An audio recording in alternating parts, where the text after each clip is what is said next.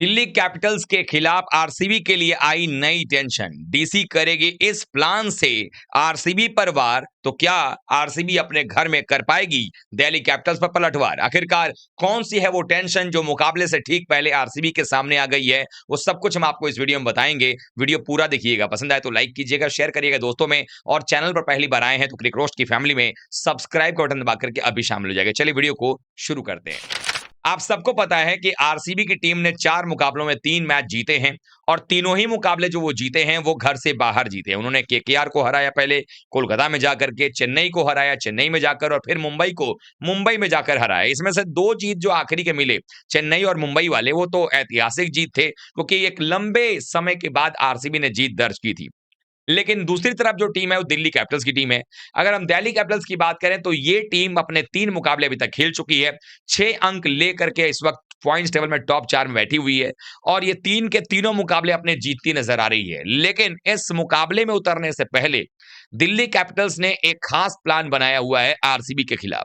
अब वो खास प्लान क्या है वो मैं आपको बताने जा रहा हूं। आप सबको मालूम होगा कि दिल्ली कैपिटल्स के अगर पिछले जीत वाले मैचेस को देखेंगे तो आप पाएंगे कि उनके पास वो खिलाड़ी मौजूद हैं जो कहीं से भी हार के जबड़े से भी जीत छीन करके लेकर के आते हैं। पहले मैच में आपको याद होगा लखनऊ के खिलाफ किस तरीके से हारी बाजी को आशुतोष शर्मा और विपराज निगम ने पलट कर रख दिया था। और उसके बाद अगर आप देखेंगे तो जहां पर ही मैचेस खेलने दिल्ली की टीम गई है वहां पर वो जीत करके आए हैं।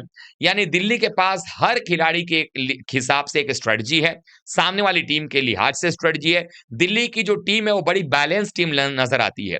खासकर अगर गेंदबाजी की बात करें तो ट्रिपल एम की जो तिकड़ी है दिल्ली की, वो परेशान करेगी आरसीबी को। उनके पास मुकेश कुमार हैं, मिचेल स्टार्क हैं, उनके साथ-साथ मोहित शर्मा हैं। अब ये 3 ट्रिपल एम जो है वो तो है ही, लेकिन एक और खिलाड़ी की एंट्री इसमें टीम के अंदर में होती हुई नज़र आ सकती है, और वो खिलाड़ी है बाएँ हाथ का तेज गेंदबाज टी नटराजन, जिसके बारे में कहा जा रहा है कि वो नेट पर बॉलिंग करते नज़र आ रहे हैं, यानी कि हो सकता है कि वो आरसीबी के खिलाफ इस मुकाबले में नज़र आ जाएँ।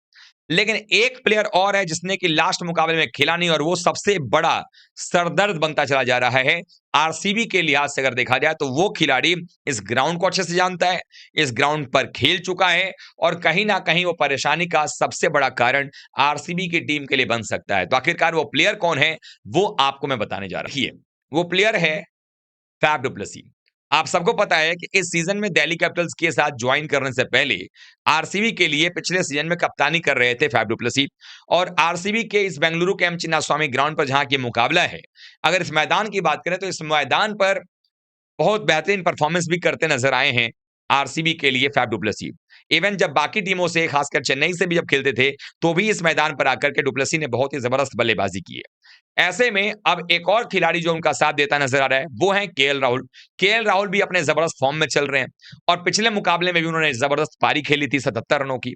अब ऐसे में सवाल ये उठता है कि जब केएल राहुल इस प्रकार के फॉर्म में हैं, और वो उनका ये होम ग्राउंड भी है, डोमेस्टिक क्रिकेट यहीं से खेलते हैं, और बेंगलुरु में चूंकि डुप्लेसी भी खेले हुए हैं, और आरसीबी के पास में एक ऐसा ओपनर भी है जो अगर आप देखेंगे तो बहुत ही जबरदस्त हमला करने के लिए जाना जाता है पहली बॉल से, वो उसका नाम है जेक फ्रेजर मैगग।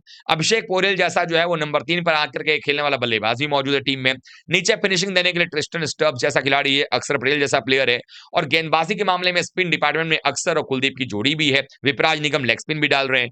तो कुल मिलाकर की ये जो दिल्ली कैपिटल्स की टीम है वो तो बड़ी शानदार लग रही है, लेकिन वो अटैक करने की कोशिश वो करेंगे आरसीबी के ऊपर में फैफ डु प्लेसी और केएल राहुल के जरिए। साथ ही साथ टी नटराजन का साथ मिलेगा तो वो भी उनके लिए कारगर साबित हो सकता है। तो अब आरसीबी को ये प्लान तैयार करना होगा कि आखिरकार डुप्लेसी को कैसे रोका जाएगा, क्योंकि डुप्लेसी के बारे में सब जानते हैं कि एक बार बल्ला उनका चलना शुरू हो गया तो पावर प्ले ही क्या, पूरे मैच का नक्शा जो है वो पलट करके रख सकते हैं।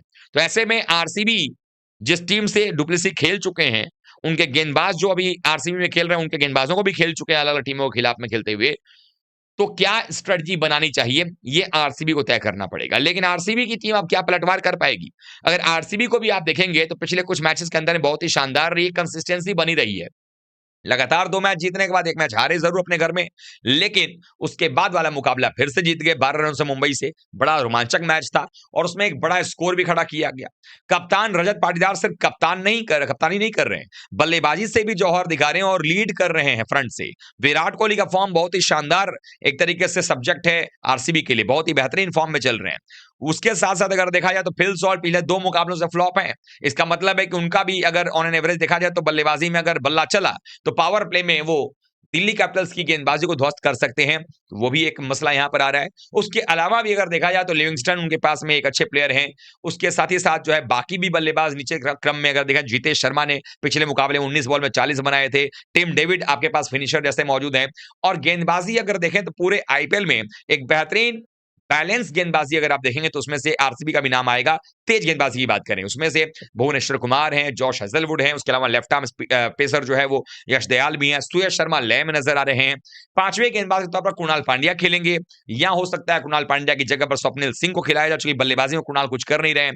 तो स्वप्निल सिंह कुछ बड़ी हिटिंग भी करना जानते हैं और स्पिन अच्छा करते हैं, तो सामने वाली टीम को आप सरप्राइज भी कर सकते हैं। तो ये कुछ स्ट्रेटजी है जिसके तहत आरसीबी भी वार करना चाहेगी दिल्ली कैपिटल्स के ऊपर में। लेकिन आपकी नजरों में क्या लगता है, दिल्ली और आरसीबी का जब मुकाबला शुरू होगा आज शाम में, किसका पलड़ा आप देख रहे हैं कि भारी है? कमेंट कर बताइएगा। वीडियो को लाइक कीजिएगा, शेयर कीजिएगा दोस्तों में, और चैनल पहली बार आए हैं तो सब्सक्राइब करके हमारी फैमिली में शामिल हो जाइएगा। मिलते हैं एक बार फिर से, तब तक आप सभी का बहुत बहुत धन्यवाद। थैंक यू सो मच दोस्तों।